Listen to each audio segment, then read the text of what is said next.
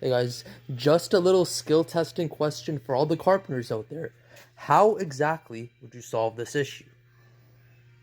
If you said to mark what's all the way down there, over here, which looks like about this approximately, and then to shrink that angle by that amount, then you are correct.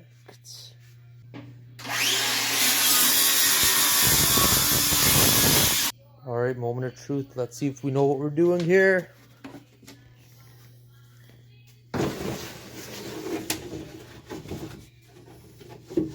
Check that out. Not half bad.